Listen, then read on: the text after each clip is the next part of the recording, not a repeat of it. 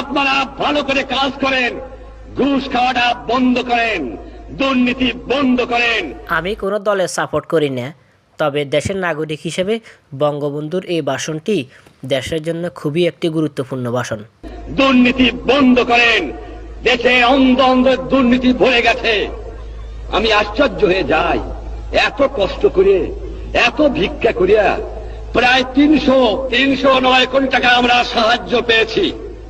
দুনিয়ার থেকে 309 কোটি টাকা সাহায্য, 167 কোটি টাকা আমি লোন করে আনছি, যা দিয়ে বাংলার মানুষকে বাঁচাতে চেষ্টা করেছি।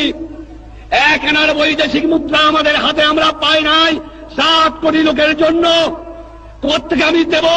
যাও ভিক্ষা করে আনি, তাও চাটার গোষ্ঠী চাটে খেয়ে ফেলায় দেয়, আমার গরিব পায় না।